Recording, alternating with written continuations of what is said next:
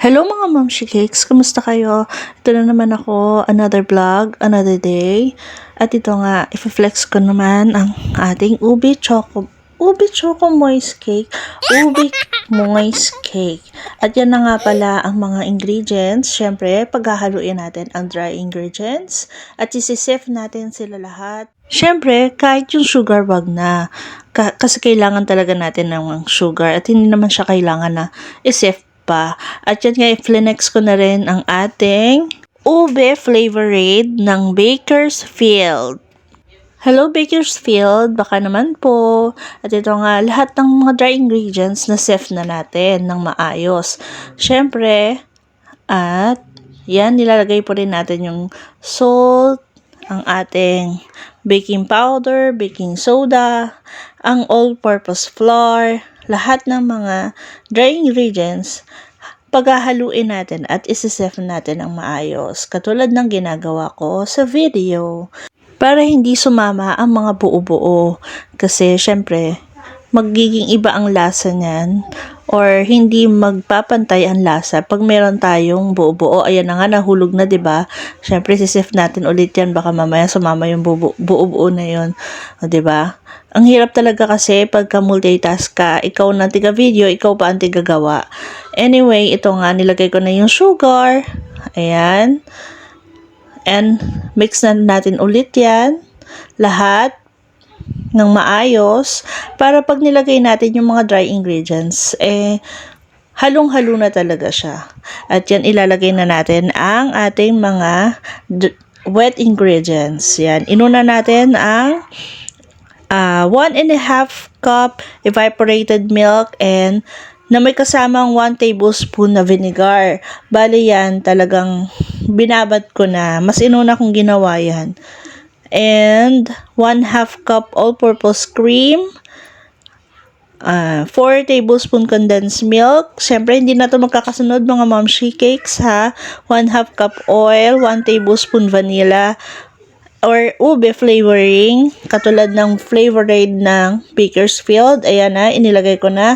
Flex na natin ulit. Bakersfield, baka naman. At napakasarap niya, napakabango, sobrang-sobrang lasa niya talaga. Kaya kung ako sa inyo mga Momshi Cakes, kung gagawa kayo ng ube cake, ay ito ang gamitin ninyo. Dahil bukod sa malinamnam na, masarap at mabango pa. Sobra, as in. Talagang ubing-ube siya. At ito nga, gumawa na rin ako ng ube buttercream using ube flavorade, syempre. At dyan nga pala sa ating ube moist cake na cake butter, nilagyan ko nga pala sa dulo ng ube halaya. Para syempre, 'di ba, meron tayong natitikman-tikman ng kaunting ube sa mismong cake. Aside doon sa ating buttercream na gagamitin. At ito na nga, ayan, nilagyan ko na ang 500 ml na lalagyan. Inassemble ko na sila isa-isa para naman lalagyan ko na lang sila ng filling. 500 ml nga pala ang ating microwavable na ginamit dito sa ating ube cake in a tub. Ayan. Ito na nga. At nilalagyan ko na sila ng isa-isa mga filling. Ayan. And then, syempre, maglalagay pa tayo ng panibago sa itaas. Kasi dahil sukat naman natin yan at kasyang-kasya naman siya.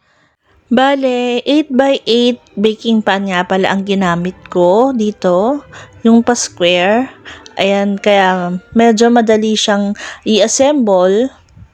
Although parehas lang din naman ng bilog na baking pan.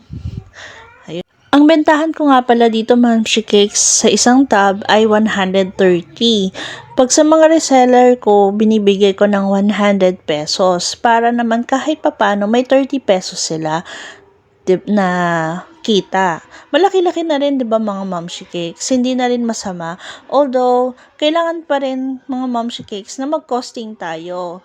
Kasi hindi naman tayo pare-parehas ng lugar at iba-iba ang ating mga, kumbaga iba-iba yung mga tindahan na ating nabibilhan. Syempre, iba-iba ang presyo niyan. Kaya mas okay na mag-costing muna bago tayo magbenta. Ako yun lang talaga yung pinakamataas kong price. Sabi nga ng iba mataas daw yun. Kaya lang syempre 'di ba, nagbabiste pa rin tayo sa ating mga ginamit at syempre sa lasa din. Gumamit nga pala ako ng Everwhip para sa design ng ating cake in a tub. At sa ibabaw ko lang naman 'to ilalagay. Pero syempre parang trinay ko pa dito sa isang tub kung mas okay ba na meron Everwhip sa pinakataas or cream sa pinakataas. At totoo na nga, mahirap talaga mag-multitask mga momshi cakes, 'di ba? Tiga video ka na, tiga gawa ka pa, o 'di ba? Hirap na hirap talaga ako diyan maglagay ng cream. Pero kahit papaano, naitawid naman 'yan. Oh, 'di ba? Parang bastahan na lang ang ating pinaka-design. Pero syempre naman, lalagyan pa natin yan ng leche flan sa pinakaibabaw. Ayan. Ang ginamit ko palang leche flan dito mga momshi cakes ay sarili ko ring gawa. Although medyo nahihirapan naman ako sa paggawa ng leche flan minsan kasi hindi ko rin matansya. Siguro mas okay sa akin yung steamer kaysa yung gumamit ako ng nasa oven siya. Ayan, 'di ba yung sinabi ko sa inyo, trinay kong lagyan siya ng cream sa ibabaw. Pero mas okay na pala siyang tingnan kung kahit wala ng pinaka cream, kahit yung pang-design na lang yung pinaka-cream niya. Sa inyo mga momshi cakes, magkano ang inyong bentahan ng ganitong size, yung 500 ml na rectangular? Ay square pala. Rectangular ako ng rectangular. Square. Ayan. Pero mukhang mabagal siya talaga, 'di ba? Wala nang time lapse to mga momshi cakes. Talagang inano ko na. Ito na yung original time niya. Although may nagsasabi mahal ang aking ube moist cake kasi iba yung ingredients ng ube moist cake sa ube chiffon cake, 'di ba? Dahil mas maraming ingredients ang ube moist cake kesa sa ube chiffon cake. Hayaan nyo sa susunod mga momshi cakes. Dito ipapakita ko naman kung kung paano ako gumawa at anong ingredients ang ginagamit ko pag gumagawa ako ng ube chiffon cake.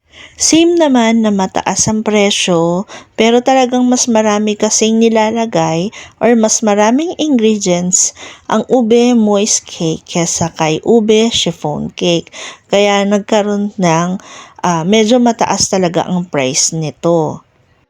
Next time, gagamit naman ako ng ube chiffon cake para makita ko yung difference ng price nila.